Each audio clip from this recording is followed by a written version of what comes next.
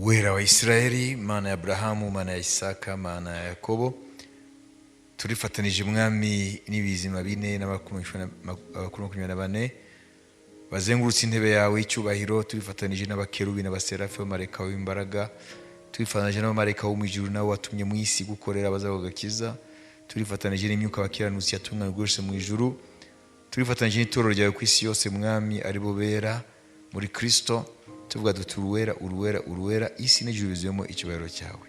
Turagushima rero mwami kuri amasezerano akomeye cyane yuko igihe kizagera aho abera bazabana nawe, haba mu ijuru haba no muri isi, igihe cy'imyaka 1000 y'ingoma yawe, bakazitegereza mwami ubwiza bwawe, bakazitegereza ibaturwa rya Yerusalemu yo mu isi, kugira ngo yinjire mu mudendezo w'abana b'Imana. Habwa ikuzo n'icyubahiro mwami, ukomeze kwagura muri twebwe kumenya Imana mu izina rya Yesu Kristo. Imyuka abadayimoni ifunga mu mwuka abantu ntibumve ijambo ry'Imana, turayirukanye mu izina rya Yesu Kristo. Mwuka rufungure ubwenge bw'abana b'Imana bamenye ijambo ryawe mu izina rya Yesu, amen. Mwumve rero ibi tugira tuvuge mu gusoza. Manishimwe dusome hariya muri Zakariya ibice 5 umurongo wa 12 na 13. Zakariya ibice 9 umurongo Zakariya ibice 6 umurongo wa 12 13. Hanyuma niturangiza tujye mu Bagalatiya, najango tubijyanire hamwe. Tujye mu Bagalatiya, baracari muri Bibiliya yawe. Tujye mu Bagalatiya, Abagalatiya ibice 4 ku murongo wa 25. Tusome. Umubwira uti, Uwiteka Nyiringabo aravuga ati, dore umuntu witwa Shami uzumbura azamera ahantu he, kandi niwe uzubaka urusengero rw'Uwiteka. Ni koko niwe uzubaka urusengero rw'Uwiteka, azagira icyubahiro, azicara ku ntebe y'ubwami ategeke, kandi azaba umutambyi ku ntebe ye. Bombi bazahuza inama zizazana amahoro. Amen. Voici un homme dont le nom est Germe. Germera dans son lieu et bâtira le temple de Jérusalem, le temple de l'Éternel. Il bâtira le temple de l'Éternel. 13. Il portera les insignes de la majesté. Il s'assurera et dominera sur son trône. Il sera sacrificateur sur son trône, et une parfaite union régnera entre l'un et l'autre. Ok, reka mbasobanurire. Hano Imana ibwiye Zakariya amenyeshe. Amen. Haleluya. Amenyeshe abayuda. Amen. Ababwire yuko igihe kizaza aho uwitwa Shami, ariko hano ni Germe. Germe shibuka. Uwitwa Germe nuvuga ngo ku gishitsi cya Dawidi azashibuka. Uwo ni Yesu Kristo. Ngo niwe azubaka ingoro, ni ingoro ya ryari? Ni ingoro ya millennium. Ingoro izabigira 4 yo ku ngoma ye. Reka ngire vuba mwibuke. Ingoro ya mbere yubasiwe na Salomo, isenywa n'ingabo za Nebukadinezari 586 mbere ya Yesu. Yubakwa nyuma y'imyaka 70 n'abavuye mu bunyage ba Zorobabeli n'abayosuwa umutambyi mukuru. Amen. Haleluya. Mwaka wa 538 mbere ya Yesu Kristo. Hanyuma iyo ngoro irubakwa niyuzura neza. Uwitwa Herod Kayizari Roma imaze kumugira umwami ngo atware abayuda kandi ari umunyaedomu kugira ngo abashimishe, arayifinyora neza, akora finisage. Ibi ingoro y'igitangaza mu buryo amahanga yose yarayitangarira icyo gihe. Iyo ngoro niyo Yesu yasanze ihagaze ku musozi w'ingoro. Hanyuma Yesu ahanura ko izasenywa, ntabwo izasigara igetse ku rindi. Abaroma mu mwaka wa 70 nyuma ya Kristo baratera, barasenya iyo ngoro, barayitwika ahubwo. Ntabwo yasigara igetse ku rindi ko bashaka zahabu yari yubakishijwe n'iyo ngoro, yari ku ngoro iyo ngoro. Hanyuma iyo ngoro kugeza ubu ntiyongeye kubakwa. Abayuda bagarutse ejo bundi kuva mu kinjana cya 19, murabyibuka, uhereye aho Theodore Herzl uwo bita le chef du mouvement sioniste yatumye batangira kugaruka iwabo mu 1945. Amen, haleluya. Mu 1948 nako tariki 14 mu kwezi kwa gatanu 1948 David Ben Gurion atangiriza amahanga ko Israel yongeye kuvuka nk'ishyanga mu ruhando rw'amahanga. Kugeza ubu ntabwo bafite ingoro, kabone nubwo nyuma y'intambara y'imisi 6 muri 1967 bafata Yerusalemu ya kera yari mu musozi w'ingoro, ntabwo bigeze bubaka ingoro ya gatatu ko basanze hagaze imisigiti 2 ku musozi w'ingoro, imisigiti y'Abayisilamu. None umunsi ni iri ku mwanya wo kuba umwanya ingoro aho yari iri. Kubera iki byose biri muri gahunda y'Imana. Ariko biravuga ngo nyuma y'izamuka ry'itoro bazubaka ingoro igira gatatu hariya nyine. Ubu barafite byose, bamaze kwitegura, tumaze iminsi tubibabwira. Ariko ntabwo barubaka iyo ngoro. Itoro nimara kuzamuka bazubaka ingoro igira gatatu. Iyo ngoro ntabwo bayita ingoro ya Mesiya cyangwa y'umwami Imana, yitwa le temple de l'Antichrist. Kubera ko Antikristo uzabaho ubwo burenganzira bwo kubaka ingoro mu buryo bwa kimuntu, niyo yitwa ko yabahaye facilité. Ni ukuvuga ngo izaba dediye kuri we. Biravuga ngo azinjira mu ngoro yerekana ko ari Imana. Ni ukuvuga ngo abayuda bazamushima cyane. Ariko iyo ngoro izasenyuka n'umutingito igihe Yesu azahagarika ibirenge ku musozi Elayono agarukana n'abera. Hazaba tremblement de terre, hazaba séisme, hazaba earthquake. Hanyuma iyo ngoro izasenyuka. Ntabwo ari abantu bazayisenya, izasenywa n'umutingito. Hanyuma Yesu amaze kwinjira Yerusalemu, amaze kweza isi, amen, no gukuraho ibihumanya byose, n'amadayimoni agafatwa agafungwa muri gereza hariya ikuzimu na Satani umutware wayo. Hanyuma nyuma yo kwezwa rero, kweza ko azaba iminsi yo kweza hariya muri Israel no kweza isi mu bisanzwe, biravugwa muri Ezekiel n'ahandi hose. Hanyuma Yesu rero icyo gihe rero azatangira rero ingoma y'imyaka 1000. Rero ntabwo ashobora kuba Yerusalemu nta ngoro. Ubwo rero hazubakwa ingoro igira kane, niyo ngoro Ezekiel yeretswe, na niyo yavuze kuva mu gice cya 40 kuza ku 48. Ni ingoro yo mu gihe cya millennium, igihe cy'imyaka 1000 y'ingoma ya Yesu Kristo y'amahoro. Na niyo mbona avuze mbere mwibuke, nakandagiza ibirenge ku musozi wa Elayono, nkuko Zakariya 14 bivugwa, hazaba icyo bita changement topographique, imiterere izahinduka. Niyo mpamvu rero hazubakwa ingoro igira kane, ariyo ngoro ya Mesiya. Kuri iyo ngoro rero batubwiye hano uzicaraho ngo ni Shami, sibyo? Shami zashibuka gisi cya Dawidi. Hanyuma ngo azitwa amazina 2, azitwa umutambyi mukuru, birumvikana, kandi yitwe umwami. Bizaba ari ubwa mbere mu mateka ya Israeli kugira umuntu umwe avec une double casquette. Iyo avuze double casquette muri ejo, afite fonction ebyiri. Uko mbere umwami yasigwaga kuba umwami n'umutambyi agasigwa kuba umutambyi. Ariko icyo gihe rero hazaba umuntu umwe abe umwami kandi abe umutambyi. Imana ihabwe icyubahiro. Haleluya. Ni ubuhanuzi buvugwa hano. Amen. Icyo gihe rero azaba mu ngoro ye nk'umutambyi mukuru kandi azaba nk'umwami. uwo ni Yesu Kristo. Niyo mpamvu yitwa ishami, kuko igishitsi cya Dawidi kiracyahari. Hanyuma bazashiguka muri icyo gishitsi cya Dawidi, aze ku ngoma ya Dawidi, asozerana Imana yahaye Dawidi.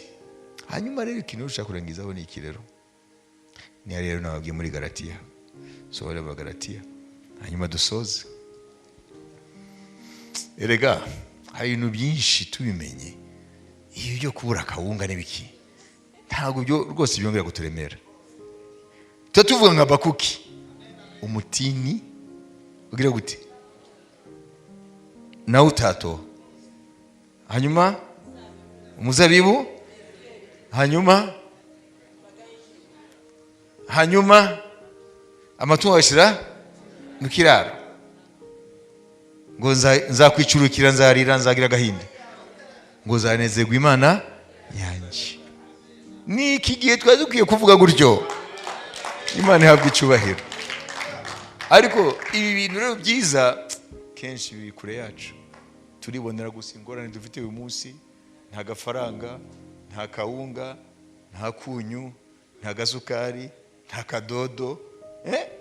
Ibyo nibyo biduhisha, ibi byakaduha ibyishimo. Imana ishimwe. Soma hariya wumve rero. ariwe kandi ugereranywa n'umusozi wa Sinayi wo muri Arabiya, kandi usobanurwa ngo Yerusalemu ya none, kuko iri mu bubata hamwe n'abana bayo. Amen. Iyo verse nayihereye hagati, kuko nashaka ni cya Yerusalemu. Yerusalemu ya none n'abana bayo iri mu bubata. Wayibise? Iri Yerusalemu mu bubata. Ububata bwande? Bwa Satani, umutware w'isi. Wayibise? Yerusalemu iri mu bubata. Kuva aho yatakaje ubwiza bw'Imana bukava muri Yerusalemu, yashingira mu bubata. Igihe ubwiza bw'Imana bwazaga mu ngoro ya Salomo, amen, Yerusalemu yari yemerewe ko Uwiteka niwe mwami we Yerusalemu. Amen. Binyuze ku ngoma Imana yemera, ingoma ya Dawidi, gakomeza kuri Salomo. Ariko kuva ubwiza bw'Imana bwagiye, Yerusalemu yinjiye mu bubata. Niyo mpamvu Nebukadinezari yayitsinze, kuko ubwiza bwari bwamaze kugenda. Niyo mpamvu Abaroma bayitsinze, kuko ubwiza bwari bwamaze kugenda. Niyo mpamvu n'uno munsi n'amadayimoni yajagata hariya. Wayumvise? Ariko hari isezerano ngo Abaroma 8, ngo igihe Yerusalemu izabaturwa. Wayumvise? Ni igihe Yesu azabaje akabatura Yerusalemu, ngo n'ibyaremwe bizahita bibaturwa. Murebe, Yerusalemu niyo isigenderaho. Yerusalemu mu gihe cyose iri mu bubata, n'isi ubwayo iri mu bubata. Ariko Yerusalemu nibaturwa, n'isi izabaturwa. Murebe? Na niyo mpamvu badusaba ngo yemwe abarinzi de sentinelle,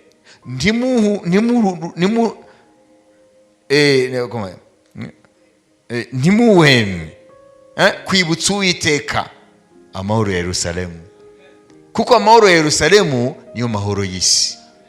Imana ihabwa icyubahiro. Ibi nibyo dusoma mu Baroma, kandi wasanga abantu batajya basengera na Yerusalemu ngira amahoro. Yego kugira ngo uyisengere ukiye kuba ufite revelation, ko ushobora kubona Yerusalemu buri bare bayuda bari barabonera Abarabu, wowe ukayifata mu buryo bwa politiki. Nufata mu buryo bwa politiki na geopolitike, ntabwo uzigira uyisengera. Ariko nuyifata mu buryo bwa Bibiliya, uzayisengera, kuko uzamenya aho ihuriye n'amahoro y'isi. Mwayumvise? Abaroma 8, nyuma dusoze. Abaroma 8, mwahageze? Amen.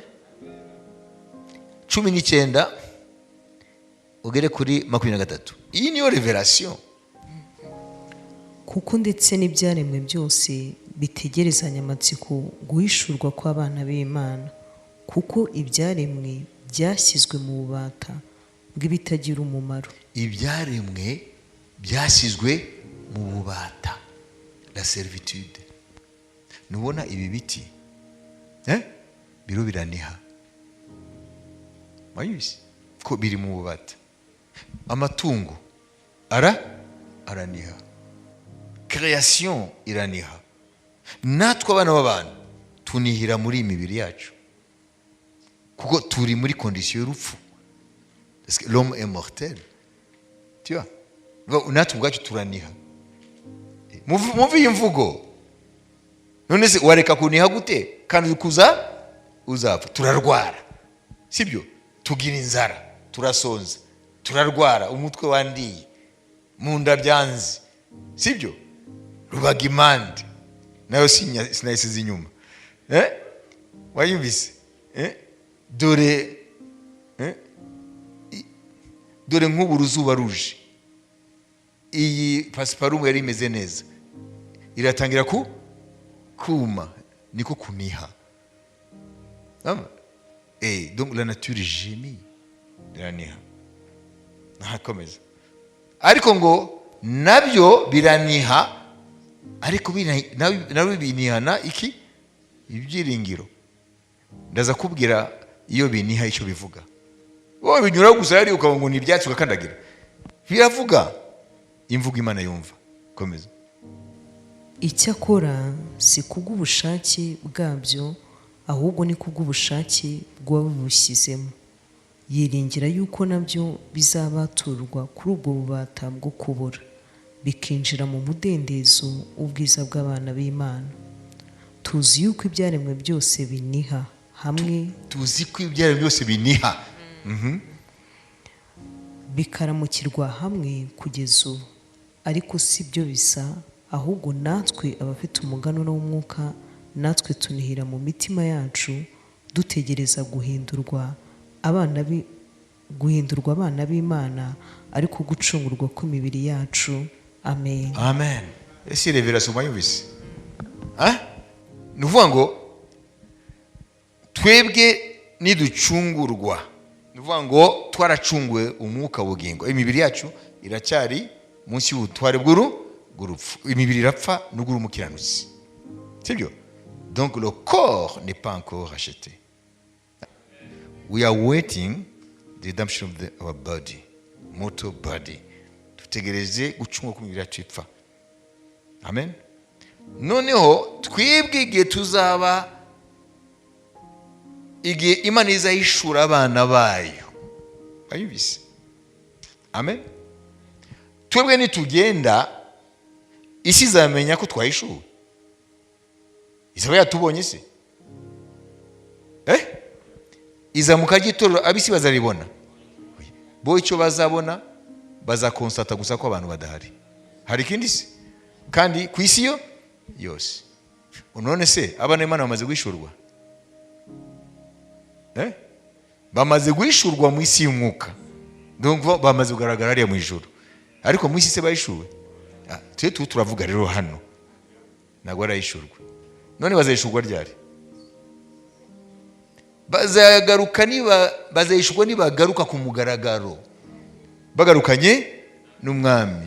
Zakariya 12:5 ngo umwami Imana azagarukana n'abera be bose. Icyo gihe rero bazagaragara ku isi, sibyo? Icyo gihe rero niho Yerusalemu izabaturwa, noneho na création ibaturwe. Amen. Haleluya. Changement climatique irangire. Global warming irangire. Ubushuhe burangire. Ibintu byose bigire gute? Ntabwo bizongera kuma. Ibintu byose bizaba byabatuwe. Niduhishurwa ku mugaragaro tugarukanye n'umwami, n'ibyaremwe bizabaturwa. Kuko bizabaturwa kubera ko Yerusalemu yabatuwe. Ariko mu Yerusalemu itarabaturwa, n'ibyaremwe ntabwo bibaturwa. Kuko na Yerusalemu iraniha ngo ngwino Mesiya, ngwino mbature. Kuko iri munsi y'igitugu cya Satani n'abadayimoni. N'isi niko imeze. Yerusalemu nibaturwa igitugu cya Satani n'abadayimoni, noneho n'isi nayo izabaturwa. Iyo mvuze isi ndavuga la création.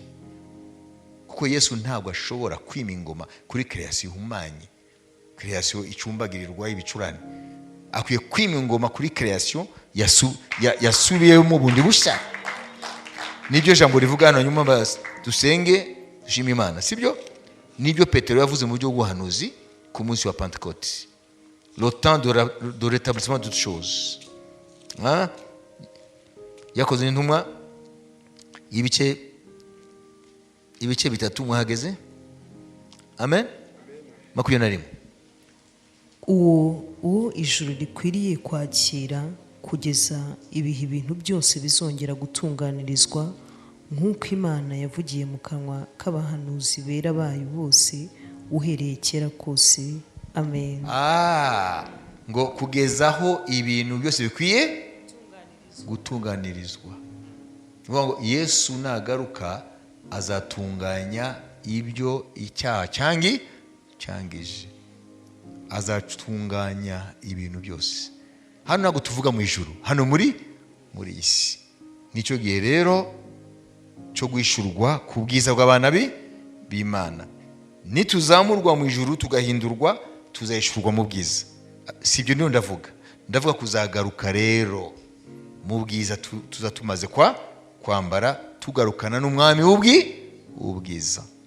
Yerusalemu tuzayibatura, noneho n'isi ibone kubaturwa, yinjire mu mudendezo w'abana b'Imana. Ese umaze kumva ibi, ntabwo ntazi ibibazo ufite vraiment. Ntabwo ushobora kunezerwa n'aya magambo. Imana ihabwe icyubahiro. Haleluya. Amen. Biratubwiye ngo réjouissez-vous en espérance. Ngo munezerwe kubw'ibyiringiro. Kandi ibyiringiro ntabwo ari ibintu ufite ubu. Ngo unezerwe kubw'ibyiringiro.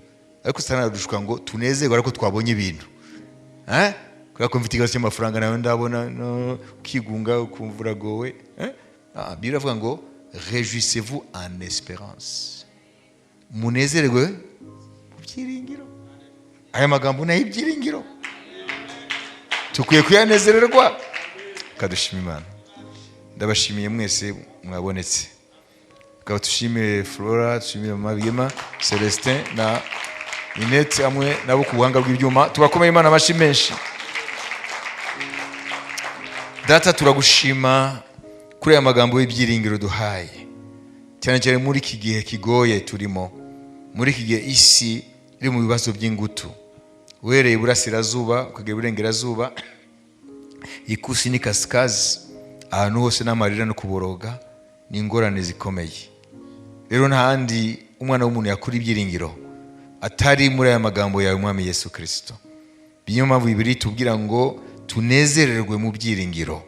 Mwami, aya magambo niyo aduhesha ibyiringiro. Turasaba Mwami kugira ngo aya magambo aturememo umunezero, aturememo ibyiringiro, kubera yuko aya magambo nta kabuza azasohozwa, kandi ahirwa bizera ibyo Umwami Imana yavuze. Mu izina rya Yesu, amen.